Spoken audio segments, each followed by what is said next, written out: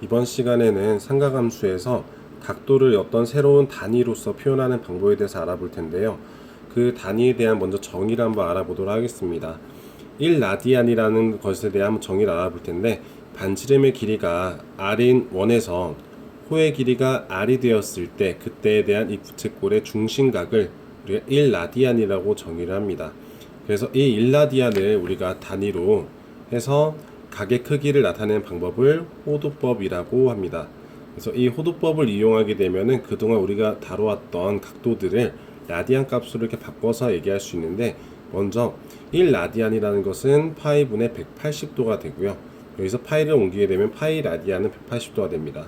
그래서 이 과정을 한번 우리가 어떻게 해서 이렇게 나오는지 알아볼 텐데요. 자, 우리가 만약에 여기에는 1라디안이라는 것이 몇 도인지, 각도는 몇 도인지 한번 알아보기 위해서 한번 세타도라고 표현을 한번 해볼게요. 근데 이때 우리는 이 원의 반지름 길이 r이라고 했을 때 원주의 길이는 2파이 r이죠. 그리고 이 중심각이 만약 세타도였을 때 우리가 360도분의 세타도만큼의 그 비율을 곱해주게 되면은 이 부채꼴의 호의 길이가 나옵니다. 그 호의 길이가 r이라고 주어졌기 때문에 여기서 이 식을 정리하게 되면은 세타도라는 것은 파이분의 180도가 나옵니다. 즉 우리가 세타도를 1라디안을 했기 때문에 1라디안은 파이분의 180도가 되겠습니다.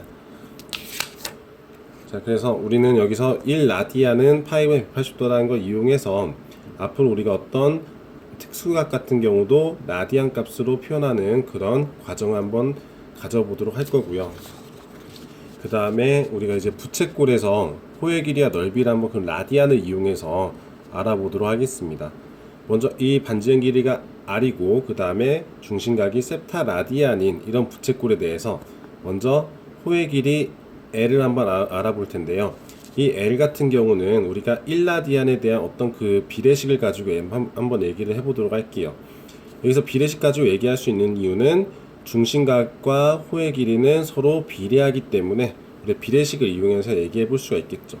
만약 중심각이 1라디안이었을 때는 호의 길이는 반지름 길이 r과 같기 때문에 이 r과 그 중심각 1라디안 사이의 이 b는 호의 길이가 l이었을 때 중심각이 세타 라디안일 때 이런 이제 b와 같게 됩니다. 그래서 이 비례식을 풀게 되면은 여기는 호의 길이는 r 곱하기 세타라고 표현할 수가 있습니다. 그 다음에 이번에는 이 부채꼴의 넓이도 한번 우리가 이 라디안 값을 가지고 얘기해 볼 텐데요. 이 부채꼴을 중심을 기준으로 잘게 자른다고 생각을 한번 해볼게요. 잘게 얘네를 잘랐을 때 이 자른 부채꼴들을 반절은 이쪽 방향으로 이렇게 놓고요. 또 나머지 반절은 이쪽 방향이 호가 나오도록 이렇게 붙여보도록 할게요. 이렇게 그러면 우리가 부채꼴들을 계속해서 붙여 나갈 때 이 부채꼴들을 붙여서 만든 도형은 이 부채꼴이 아주 세분하게 잘리게 된다면 하나의 사각형처럼 보이겠죠. 하나의 사각형처럼 보이는데 이 사각형은 직사각형처럼 보이게 될 거고요. 이 직사각형에 대해서 그러면 이 높이 같은 경우는 부채꼴의 반지름 길이 r과 같겠죠. 그 다음에 여기 가로 길이 같은 경우는 호의 길이가 지금 반절이 이쪽 아래쪽에 와 있기 때문에 호의 길이 l에 대해서 그거의 반절인 2분의 1 l이 돼요. 그러면 이만큼 직사각형의 넓이는 2분의 1 곱하기 가로 길이 곱하기 높이로 표현할 수가 있습니다. 근데 여기서 l이라는 거는 또 우리가 앞서서 r 세타라 표현했기 때문에 2분의 1 r 제곱 세타라고도 표현할 수가 있습니다. 그래서 부채꼴의 호의 길이와 넓이를 한번 이제 나중에 이렇게 호도법을 이용해서 한번 표현해 보도록 하는 그런 이제 시간을 갖도록 하고요. 이번에는 삼각함수들을 어떻게 이제 정의할지에 대해서 한번 알아보도록 하겠습니다.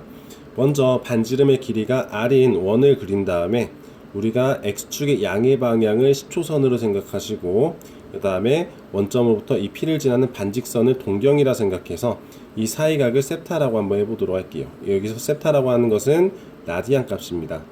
이때 그럼 이 세타에 대해서 우리가 사인 세타라는 것은 반지름의 길이분의 이 y 좌표의 값을 얘기를 합니다.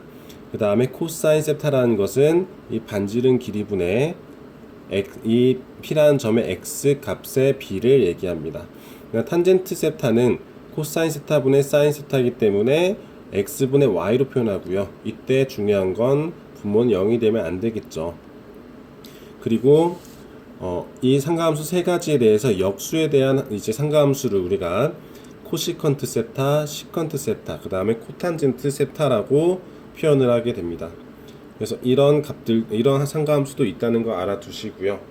자, 여기에서 우리가 한 가지 좀 얘기하고 싶은 게 동경의 위치에 따라서 이 상가함수 사인과 코사인과 탄젠트의 부호가 이제 우리가 양의 부호는 어디서 갔는지에 대해서 알아볼 수가 있는데요. 자, 만약에 여기서 x축의 양의 방향을 시초선이라 보고요. 그 다음에 동경이 1사분면에 있었을 때 이 세타에 대해서는 상가함수 값 코사인, 사인, 탄젠트 모두 다 양의 값을 갖습니다. 모두 다 양의 값을 갖고요. 그 다음에 동경이 2사분면에 있었을 때는 사인 값만 양수를 갖습니다. 다음 동경이 3사분면에 있으면 탄젠트만 양의 값을 갖고요. 4사분면에 동경이 있으면은 코사인만 양의 값을 갖습니다. 그래서 이렇게 우리가 얼사탄코라는 이런 이제 공식처럼 한번 외워주게 되면은 나중에 상가함수 값을 좀 더 쉽게 구할 수가 있는데요. 한번 예시를 통해서 어떻게 상가함수 값을 쉽게 구할 수 있는지 한번 알아보도록 할게요. 자, 한번 예를 들면 자, 사인 150도 값 한번 구해보고 싶은데 이 사인 150도라는 거는 호두법을 표현하면은 이제 뭐 6분의 5파이가 되겠죠. 물론 150도는 동경이 이쪽에 있는 이 각이 이제 6분의 5파이가 될 건데 여기에 대한 사인 값을 한번 알아보고 싶어요. 근데 이때 우리는 상가함수 구할 때 항상 동경의 끝을요 x축에 내렸을 때 하나의 직각삼각형을 만들고요. 여기서 생기는 예각 있죠. 이 예각에 대한 상가함수 값을 구해보면 돼요. 이 예각은 지금 이 예각에 대해서는 상가함수 값이 이 예각은 6분의 파이가 될 것이고 6분의 파이에 대한 상가함수 값 사인이 되겠죠. 사인 6분의 파이 이 값은 2분의 1이 나옵니다. 그리고 여기선 사인은 양수라고 했기 때문에 그냥 2분의 2대로 나오면 돼요. 그런데 만약에 코사인에 대해서 한번 얘기를 한번 해볼게요. 코사인 120도 즉 코사인 3분의 2파이라는 것은 우리가 동경이 2사분면에 있는 지금 이런 3분의 2파이가 되는 이 동경을 가지고 이 각에 대한 코사인 값을 구하면 돼요.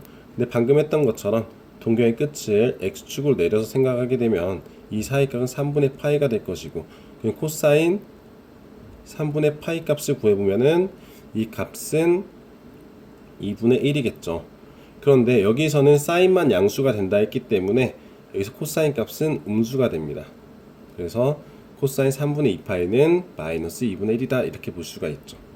그래서 이제 앞으로 여러분들이 상가함수의 어떤 특수각 즉 6분의 파이 그 다음에 4분의 파이 3분의 파이 2분의 파이 이런 것들에 대해서 예각에 대한 상가함수 값만 알고 있으면 우리가 그 사분면마다 동경이 있는 위치에 따라서 얼사탄코라는 그런 이제 공식을 이용하게 되면은 나중에 가서는 예각에 대한 그 상가함수 값을 가지고 나머지 상가함수 우리가 구하고자 하는 상가함수들에 대한 부호만 붙여줘서 그 값을 정확히 구해 볼 수가 있습니다. 그러면 이런 내용을 토대로 한번 이번 시간에 여러분들이 내용을 한번 정리한 거를 학생들에게 알려주고 문제를 좀 풀어보는 시간을 갖도록 하겠습니다.